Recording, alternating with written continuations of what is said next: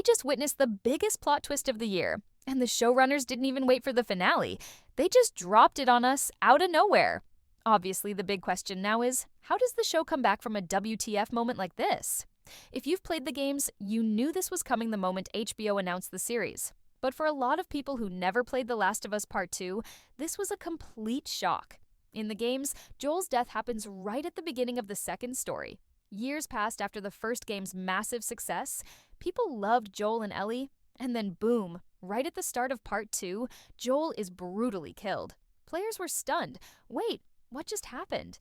Essentially, the entire story of The Last of Us Part 2, and now Season 2 and Season 3 of the show, is about Ellie and Abby's intertwined journeys of revenge. The creators said this early on. This is a story about the cycle of violence, revenge breeding more violence, and what it does to people. The episode title, Through the Valley, is a direct reference to the song that plays over Joel's death, inspired by the biblical passage, Through the Valley of the Shadow of Death, about facing danger with courage and faith. Fittingly, the final montage happens during the blizzard in Jacksonville, when everything falls apart for everyone all at once. But yeah, the biggest thing everyone's talking about. Joel's death. How does the show recover? Will they lose the audience? Well, remember, there's still a lot of trailer footage featuring Joel and Ellie we haven't seen yet. That's mostly from flashbacks, scenes from before this 5-year time jump, so Joel's still very much a part of the emotional backbone of the season. In the game, you don't learn why Abby wanted to kill Joel until much, much later. Basically, after playing 50 to 70 hours and viewing Abby purely as the villain, it's only when you find out Joel killed her father, the Firefly surgeon operating on Ellie, that her actions get reframed. The show speeds this up. They reveal Abby's motivation early, so you'll hopefully feel more sympathy for her now, not 2 seasons later. Because Season 2 is really about Abby and Ellie as mirror images, 2 people stuck in the same endless revenge spiral. The episode actually starts with Abby's PTSD nightmare, reliving Joel's massacre of the Fireflies and the death of her father at the Salt Lake City hospital. This was a great choice. The nightmare adds emotional weight and sets up her vendetta without making her seem like a random psycho. In her dream, another version of herself warns her not to go into the operating room, not to relive the trauma of finding her father's body. In real life, Abby wakes up with her group hiding out in a lodge, lifted almost straight from the game.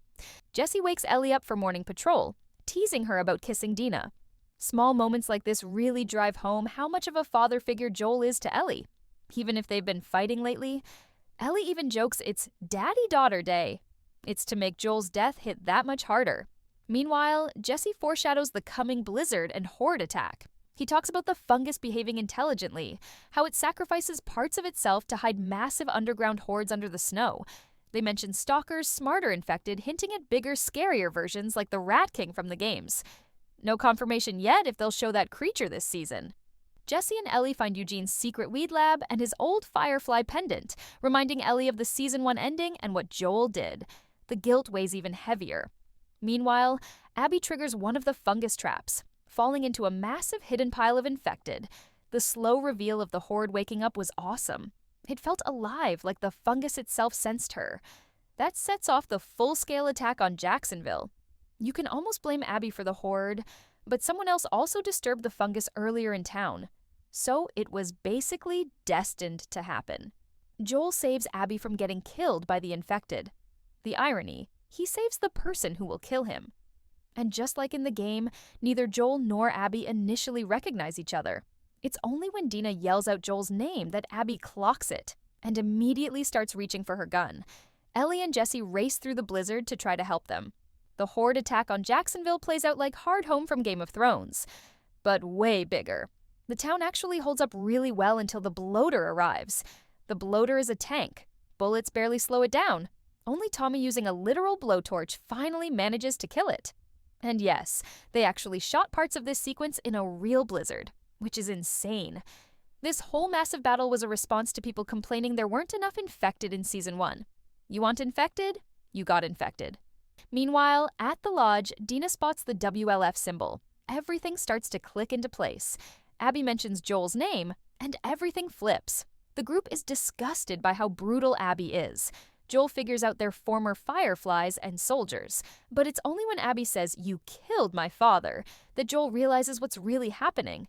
The way it's shot, the the dialogue, it's almost word for word from the game, except they moved up Abby's big reveal for the show. That way, we can sympathize with her journey a little more, if you choose to. Bottom line, this episode stays faithful to the soul of the game, while adapting the structure to hit just as hard for TV audiences. Next week, we'll dive into the aftermath of Joel's death and Ellie's grief-fueled obsession with revenge. If you enjoyed the breakdown, please support my YouTube journey and hit like and subscribe button. See you soon!